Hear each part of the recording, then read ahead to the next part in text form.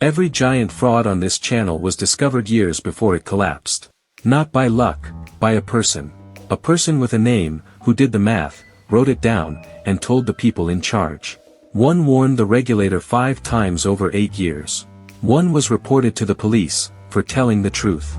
One dug through accounting records at midnight, in secret, against direct orders. Tonight is not about the fraudsters. It's about the 4 people who saw everything, and what it cost them to be right. Because the most uncomfortable question in finance isn't how frauds happen. It's why nobody listens to the person pointing at them.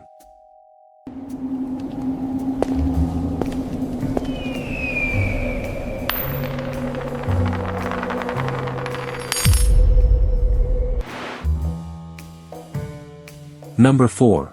Cynthia Cooper wasn't an outsider or a journalist. She was WorldCom's own vice president of internal audit, which made her discovery so much worse. In 2002, a colleague flagged a strange accounting entry, and when Cooper started asking, the company's finance chief told her, directly, to drop it.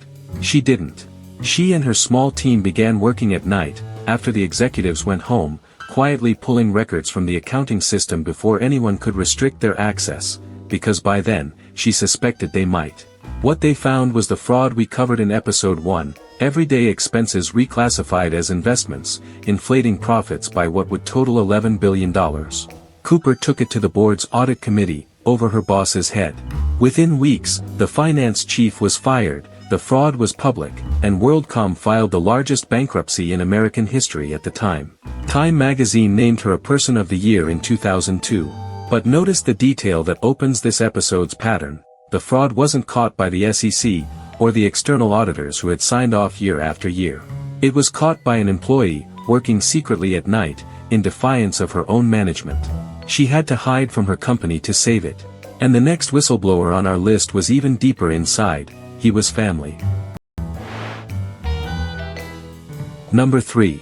Tyler Shultz had the most protected position imaginable inside Theranos. His grandfather was George Shultz, former U.S. Secretary of State, Theranos board member, and one of Elizabeth Holmes's most devoted defenders. Tyler joined the company as a young researcher, a believer. 8 months later, he had seen the machines fail quality checks that were then quietly deleted or ignored, and he did something almost nobody does at 23. He emailed Holmes directly, detailing the problems. The response came from the company's president, dismissive and threatening. So Tyler, along with colleague Erica Chung, went outside. He contacted New York State's health regulator under a false name. She wrote to the federal lab regulator, triggering the inspection that would eventually shut Theranos' lab down. Then both became key sources for the Wall Street Journal reporter whose 2015 investigation broke the $9 billion illusion. The price was brutal. Theranos lawyers pursued Tyler so aggressively that his family spent around $400,000 on legal fees.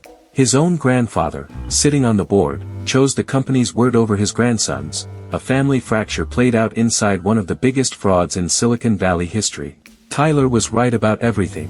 Being right cost him years and a family. And in our next file, being right nearly cost the journalists their freedom, because the regulator investigated them instead of the fraud.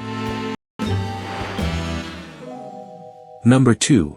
Dan McCrum, an investigative reporter at the Financial Times, got a tip in 2014 with a question attached. Would you be interested in some German gangsters? He was. What followed was a 5-year investigation into Wirecard, the payments company that had become the pride of German tech. McCrum and his colleagues published story after story showing signs of forged contracts and inflated revenues across Wirecard's Asian operations. The company denied everything. But the German establishment did something far stranger. BaFin, the financial regulator, filed a criminal complaint against the journalists, investigating McCrum for market manipulation, and imposed a 2-month ban on betting against Wirecard stock, an unprecedented shield for a single company. Think about that. The referee saw the alarm and red-carded the man pulling it. Meanwhile, short sellers who believed the reporting were losing fortunes as the stock kept rising. Vindication came in June 2020. Exactly as we told it in episode 1, the auditors finally asked the Philippine banks about 1.9 billion euros, and the money did not exist.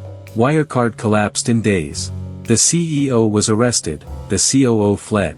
McCrum went from criminal suspect to award-winning journalist within months, and Germany was left holding the harder question. How did the watchdog end up hunting the whistleblowers? Still, even that isn't the record. The record for ignored warnings belongs to a quiet numbers man from Boston, who solved the biggest fraud in history in minutes, and spent 8 years being ignored. Number 1. In 1999, a Boston quantitative analyst named Harry Markopolos was handed Bernie Madoff's return stream by his bosses, with instructions to reverse engineer it, because if Madoff could do it, they wanted to sell it too. Markopolos looked at the numbers and knew almost immediately that they were impossible.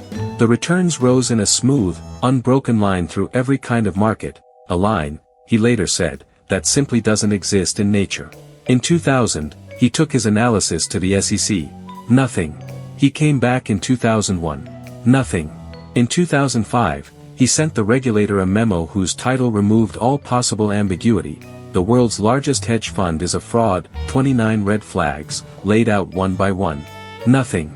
More submissions followed in 2007 and 2008. 5 separate warnings across 8 years, each one ignored, mishandled or filed away. Markopolos became so convinced of the danger, Madoff's feeder network touched money worldwide, that he feared for his safety. Then, in December 2008, the financial crisis did what the regulator wouldn't. Redemptions crushed the scheme, Madoff confessed, and $65 billion on paper evaporated, exactly as the memos had predicted. The SEC's own Inspector General later published a report documenting the failures in detail. Markopolos had handed them the biggest fraud in history, gift-wrapped, 8 years early. The math was never the problem. The listening was. 4 cases, 1 devastating pattern. Cynthia Cooper had to investigate her own employer in secret. Tyler Shultz lost his family's trust for telling the truth. Dan McCrum was criminally investigated by the very regulator that should have investigated Wirecard. And Harry Markopolos spent 8 years handing the SEC the answer, in writing. In every file on this channel, the system had the information. What it lacked was the will to believe an inconvenient person over a comfortable story. That's the real lesson of the whistleblowers. Frauds don't survive because they're invisible. They survive because seeing them is expensive, and we make the person who sees them pay the bill. So be honest with tonight's question. If you found the fraud at your company, knowing what it cost these 4, would you actually speak up? And who would you even tell? Tell us in the comments. More files are opening soon, subscribe so you don't miss the next one. This is Mega Frauds of History.